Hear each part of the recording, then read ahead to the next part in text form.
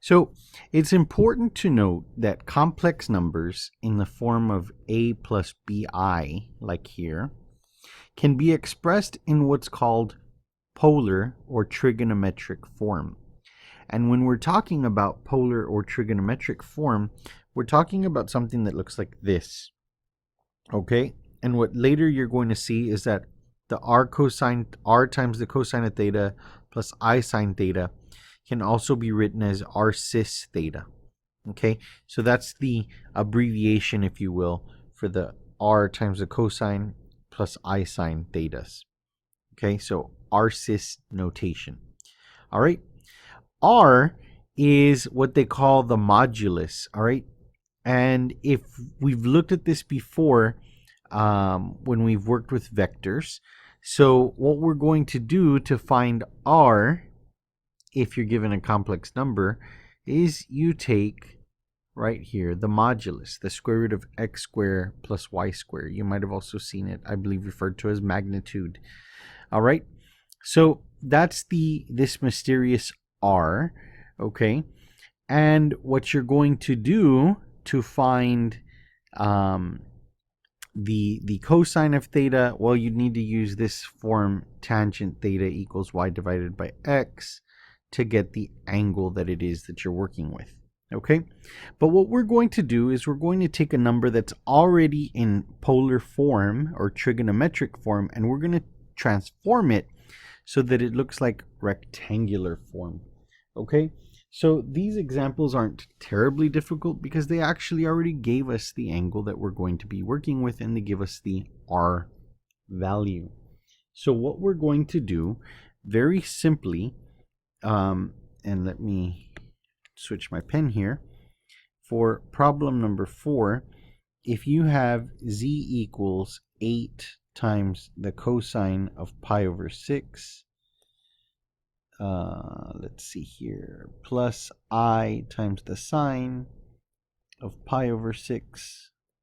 Okay, what you do is you rewrite it so that it says 8, and then instead of the cosine of pi over 6, well, you'd actually have to look that up on the unit circle. So if you see off to the side here, I have my unit circle, so let's go ahead and take a look at that.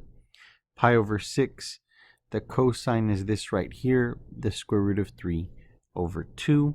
So I'm going to use that. Square root of 3 over 2. Okay. Plus I times the sine of pi over 6. So let's go back and look at the sine of pi over 6. And that right there is this 1 over 2. Okay. So we're going to take that cosine value. So I times 1 over 2. And then we get something that looks like this. 8 square root of 3 over 2 plus 8 over 2i. And we can further simplify that by saying that it is 4 square root of 3 plus 4i. So this right here is a transformation from this polar or trigonometric form to rectangular form, something that looks like that. Okay, so that's one example. All right, now let me go ahead and clear the screen for you, and let's figure out the next example. So give me a second. Okay, so here in this example of problem number 5, what I'm going to do is I'm going to first write it for you so that you see it in the abbreviated notation. So let's see what that looks like. It's going to say something like 6 cis, CIS, of 330 degrees. Okay, so that's not terribly difficult. What we have to do is we're going to have to find what the cosine of 330 is, and then the I sine of 330. So the cosine of 330, we'll go over to our unit circle. Let's see here, 330 is right here. So the cosine is this right here, square root of 3 over 2. Let's come back over here. So square root of 3 over 2 plus I, and then the sine of 330. Go back to our circle.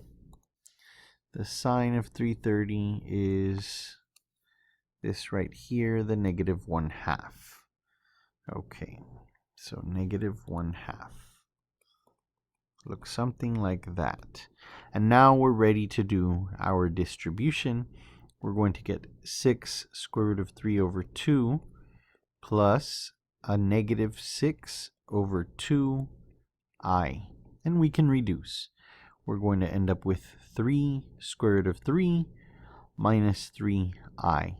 And so that right there is the transformation, in this case, from 6 cosine imaginary sine of 330 in trigonometric or polar form to rectangular form. And so that's what it would look like right there.